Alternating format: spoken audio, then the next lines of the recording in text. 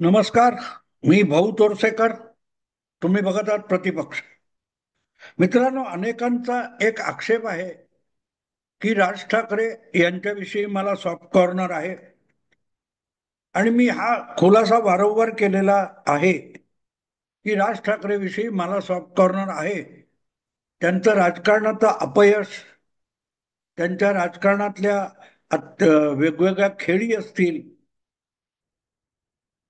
चुकल्या असतील, हे सगळं असलं आणि आज जे काही ठाकरे बंधू, ठाकरे ब्रँड या निमित्ताने ज्या घडामोडी घडतायत त्यातला राज ठाकरेंचा जो सहभाग आहे तोही मला आवडलेला नाही.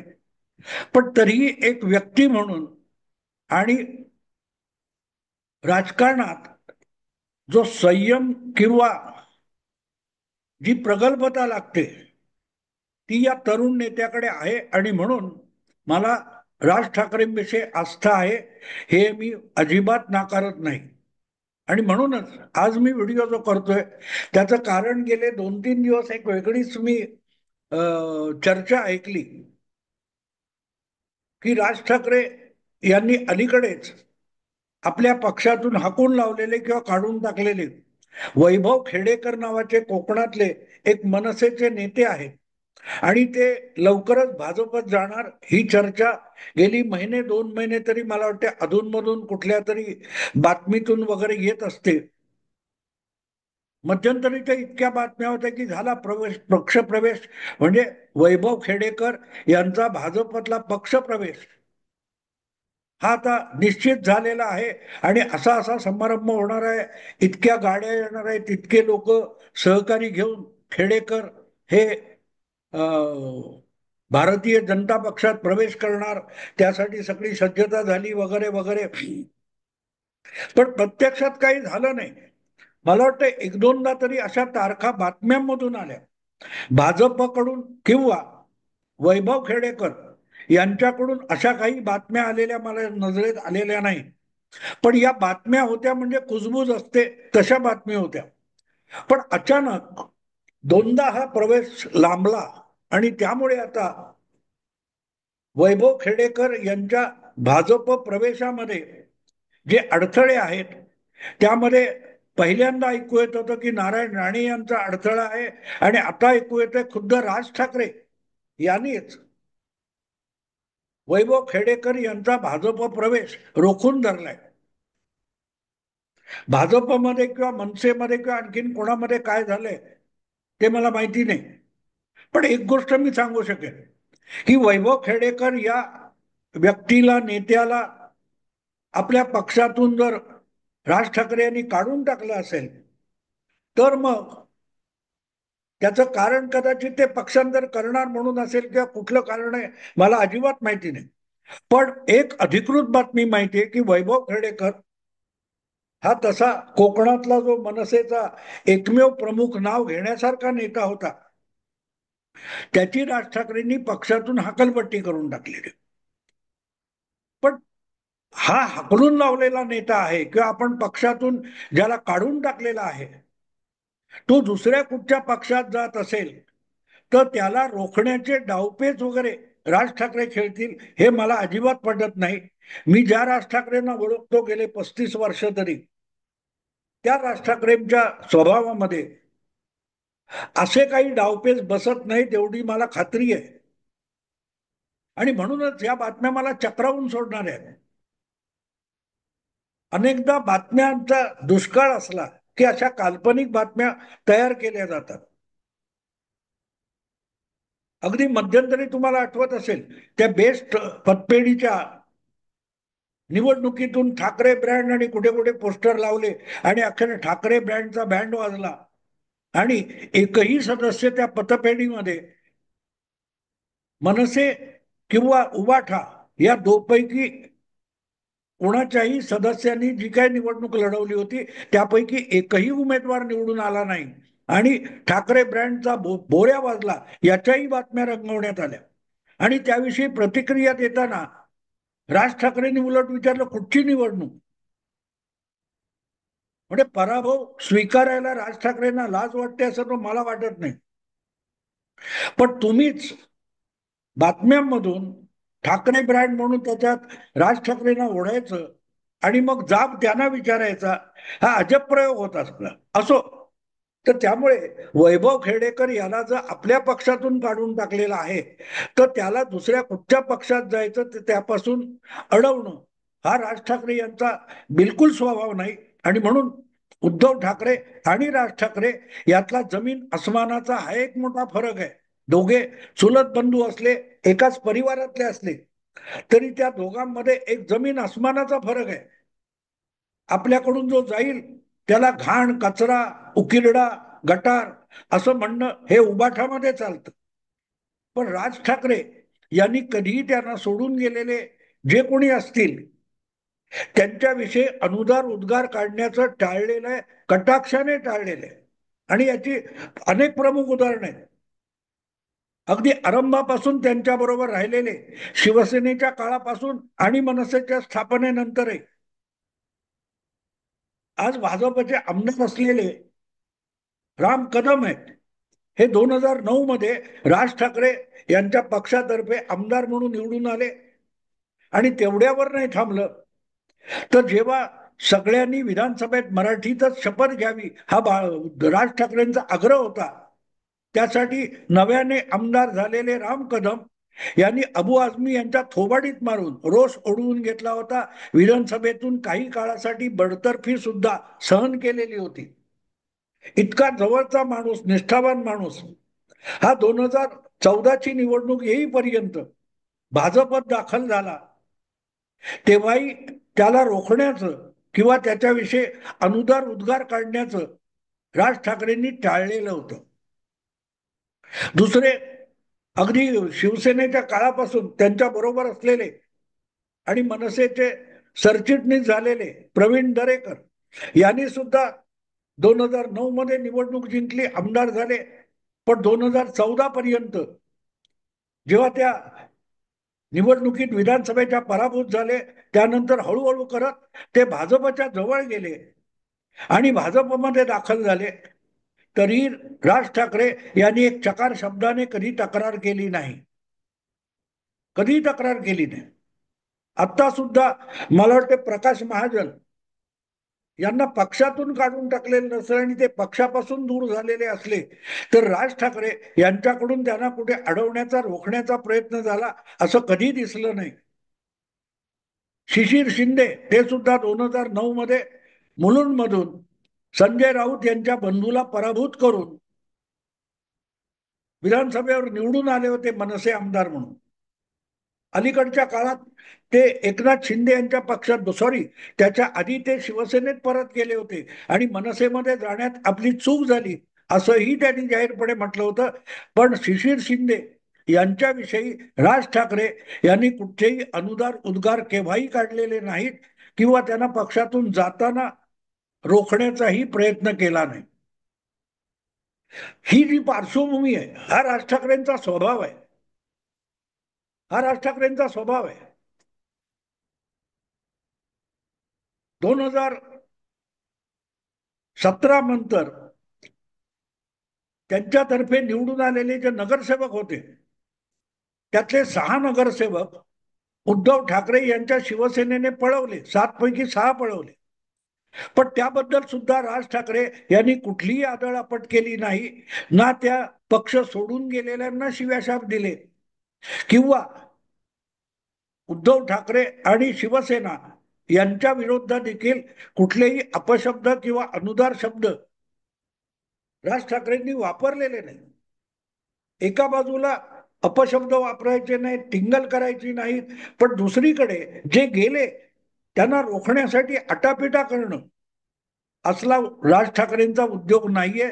हे त्यांच्या राजकारणाचं एक व्यवच्छेदक लक्षण आहे, हे आपण लक्षात घेतलं पाहिजे. आणि त्यामुळे वैभव खेडेकर सारखा माणूस ज्याला त्यांनी पक्षातून काढून टाकलंय, तो भाजपत जाणार, तर त्याला भाजपने घेऊ नये यासाठी राज ठाकरे मोठे डावपेच खेळतील. हे जे कोणाच्या सुपीक डोक्यातून आलेल्या कल्पना आहेत त्या हास्यास्पद आहेत. हा, हे सगळं शिवसेनेच्या बाबतीत होत असेल, उबाठाच्या बाबतीत होत असेल, तर उद्धव ठाकरे त्यासाठी आटापिटा करणार याविषयी मनात काडी मात्र शंका बाळगायचं कारण नाही. एक साधा शाखा प्रमुख नगरसेवक सुद्धा आपल्या पक्षातून जात असेल आणि दुसऱ्या कुठच्या तरी पक्षात सहभागी होणार असेल तर त्याच्यासाठी आकाश पाताळ एक करणं अगदी मुख्यमंत्री असताना सुद्धा उद्धव ठाकरे करत होते, हे विसरू नका. जर माझी आठवण चुकीची नसेल तर पुणे जिल्ह्यातले राष्ट्रवादी काँग्रेसचे आमदार नंतर शरद पवार गोटात जाऊन जे खासदार झाले, निलेश लंके, या निलेश लंकेनी पुणे जिल्ह्यातल्या कुठल्या तरी तालुका पंचायतीमध्ये शिवसेनेचे असलेले जे 5-7 काहीतरी तालुका काय पारनेरचे, मला वाटते पारनेरच्या नगरपालिकेतले जे नगरसेवक होते, 6-7 नगरसेवक, ते फोडले निलेश लंकेनी आणि राष्ट्रवादीत आणले. त्यामुळे मुख्यमंत्रीपदी असलेले उद्धव ठाकरे यांनी इतके हातपाय आपटले होते की शरद पवारांना त्यात हस्तक्षेप करावा लागला. ते पारनेर नगर परिषद होती की तालुका पंचायत मला आठवत नाही, पण शिवसेनेचे सदस्य तालुका पंचायत किंवा नगरपालिकेचे हे निलेश लंकेनी फोडले आणि त्यांचं राष्ट्रवादीमध्ये अजितदादांचे पुत्र पार्थ पवार यांनी स्वागत केलं होतं. त्यावेळी मुख्यमंत्री इतके नाराज झाले होते उद्धव ठाकरे की शरद पवारांना हस्तक्षेप करावा लागला आणि राष्ट्रवादीत आलेल्या त्या नगरसेवकांना किंवा जे प्रतिनिधी होते त्यांना परत मातोश्रीवर पाठवण्यात आलं आणि परत उद्धव ठाकरेंनी त्यांच्या हाताला नव्याने शिवबंधन मानलं होतं. तेव्हा हा उद्धव ठाकरेंचा स्वभाव आहे, जो अधिक उफाळून एकनाथ शिंदेनी पक्ष सोडल्यानंतर 40 आमदार घेऊन गेल्यानंतर तो अधिक ज्वालामुखीसारखा बाहेर पडला आणि अजून तो ज्वालामुखी थांबायचं नाव घेत नाहीये. ज्या वेळेला आपण दुसऱ्यांवर पक्ष फोडीचा आरोप करतो तेव्हा आपण राज ठाकरे यांच्या मनसेचे आमदार किंवा नगरसेवक फोडले त्याविषयी उद्धव ठाकरे गप्प का बसतात? कधीतरी त्याने सांगायचं, मी माझ्या सख्या चुलत भावाच्या पक्षातले सुद्धा नगरसेवक फोडून हलकटपणा केलेला आहे, नालायकपणा केलेला आहे, गद्दारी केलेली आहे, पण म्हणून माझ्या विरुद्ध गद्दारी होता कामा नये असं उद्धव ठाकरे बोलले, हरकत नाही.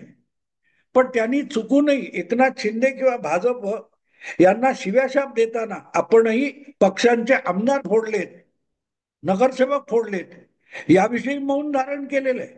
आणि जर फुटले असतील तर त्यांना परत आणण्यासाठी अगदी मित्र पक्ष असो किंवा शत्रू पक्ष असो त्यांच्या समोर गयावया केलेल्या आहेत, हे विसरू नका. आणि हा उद्धव ठाकरे आणि राज ठाकरे या सख्या चुलत भावांमधला जमीन आसमानाचा फरक आहे. जे स्वेच्छेने गेले किंवा फोडल्यावर गेले त्यांना सुद्धा परत एकदा पक्षात आणून त्यांच्या गद्दारी नंतर त्यांना शिवबंधन मानणं यासारखा पराक्रम उद्धव ठाकरे करू शकतात, राज ठाकरे नाही. राज ठाकरेंना सोडून गेलेले परत कोण कोण आलेत बघा. त्या लोकांना परत आपल्याकडे आणण्यासाठी राज ठाकरे यांनी कधी आणि कुठला प्रयत्न केला हे तरी दाखवा. तुम्हाला नाही सापडणार उदाहरण. नाही गेले ते गेले. आणि हे उद्धव ठाकरे पण म्हणतात ते जाणारच होते तर त्यांना मी रोखून काय करणार होतो, मी सुद्धा त्यांना हॉटेलमध्ये कोंडून वगैरे ठेवू शकलो असतो, पण मी ठेवलं नाही असं म्हणता. तर मग 3 वर्ष उलटल्यानंतर सुद्धा तुमची पोटदुखी का थांबलेली नाही? हा फरक आहे. 3 वर्ष झाली शिंदे 40 आमदार तुम्हाला सोडून गेले, अजूनही ती पोटदुखी तुम्हाला आवरता आलेली नाही आणि तुम्ही फोडलेल्या विषयी तुमच्या समोर आल्यानंतर सुद्धा राज ठाकरे चकार शब्द बोलत नाहीत. हा जो फरक आहे दोन भावांच्या स्वभावातला तो बघितला तर वैभव खेडेकर यांच्यासाठी राज ठाकरे यांनी भाजपच्या प्रवेशात काटे कुठे पसरून ठेवले, अडथळे निर्माण केले. हे जे काय तर्कशास्त्र कोणी बनवले त्याला साक्षात दंडवत घातला पाहिजे. कारण त्याला ना राजकारण कळत, ना राजकारणातल्या घडामोडी कळत, ना त्याला राज ठाकरे कळलेला आहे. माणसाचा स्वभाव असतो, कोणीही कुठल्याही राजकीय पदावर, सत्ता पदावर बसलेला असो, तो किती उच्च किंवा किती कनिष्ठ पदावर बसलेला असला तरी त्याच्या स्वभावातले गुण आणि दुर्गुण त्या पदावर बसून केलेल्या कामात आणि केलेल्या वक्तव्यामध्ये प्रतिबिंबित होत असतात. त्यामुळे राज ठाकरे यांची भाषा, भाषणं, वक्तव्य ही तुम्ही बारकाईने बघितली तर तुमच्या लक्षात येईल की उद्धव ठाकरे यांच्यापेक्षा दुसरं टोक म्हणजे राज ठाकरे. गेलं त्याच्याविषयी रडत बसायचं नाही. जे आपलं आहे ते आपलं आहे आणि जे नसेल ते आपल्याकडे राहणार नाही, हे सत्य उघड्या डोळ्यांनी आणि खुल्या मनाने स्वीकारण्याची तयारी असलेला नेता म्हणजे राज ठाकरे. आणि म्हणून एकही नगरसेवक, एकही आमदार, एकही खासदार पदरात नसताना आज राज ठाकरे या व्यक्तीची निदान मुंबई ठाण्याच्या राजकारणामध्ये, नाशिक कल्याणच्या राजकारणामध्ये गंभीरपणे दखल घेतली जाते. त्याचं तेच कारण. आणि म्हणून वैभव खेडेकरला रोखण्यासाठी राज ठाकरेंनी डावपेच केले आणि भाजपला सुद्धा राज ठाकरे सोबत पाहिजेत म्हणून भाजपने राज ठाकरे यांचं ऐकून वैभव खेडेकर यांना खुंटीला टांगून ठेवलंय. असले जे काय बातम्या आणि नॅरेटिव्ह रंगवले जात आहेत तो शुद्ध मूर्खपणा आहे. त्यात काडीचंही तथ्य नाही. ज्याला आपण आपल्या पक्षातून काढलाय त्याचं पुढे काय झालं याची बाळासाहेबांना पण फिकीर नसायची आणि राज ठाकरेंना पण नाही. हा पुतणे आणि चुलत्यामधला एक समान दुवा आहे. आणि म्हणून मला राज ठाकरेंविषयी जो सॉफ्ट कॉर्नर आहे त्याचं नेमकं ते कारण आहे की आपल्या चुलत्याची गुणवत्ता, चुलत्याची क्षमता, चुलत्याची प्रगल्भता राज ठाकरेंमध्ये आहे, जी खुद्द बाळासाहेबांच्या सुपुत्रामध्ये नाहीये. आणि म्हणून वैभव खेडेकर कुठे जाणार, काय जाणार, अडवणूक, हे डावपेच राज ठाकरे यांच्या स्वभावातले नाही. आणि म्हणूनच अजूनही अगदी 2 दिवसावर काय तो दसरा आलाय तरी युतीची घोषणा झालेली नाही. राज ठाकरे दसऱ्याच्या विजयी मेळाव्याच्या मंचावर येणार का याविषयी अनिश्चितता आहे. त्याचं कारण ते आहे की एकदा बोलून गेलो की माघार नाही. हा जो राज ठाकरेंचा स्वभाव आहे तोच वैभव खेडेकरलाही लागू होतो. जर त्याला काढून टाकलाय तर त्याचं जे काय व्हायचं ते हो, त्याच्याशी मला कर्तव्य नाही, याला राज ठाकरे म्हणतात. त्यामुळे बातम्या रंगवणाऱ्यांनी रंगवावं, नंतर ती बातमीच अशा बातम्या रंगवणाऱ्यांची थोबाडं रंगवत असते. मी इथे थांबतो. आवडलं लाईक करा, शेअर करा आणि प्रतिपक्षाला सबस्क्राईब करा. नमस्कार.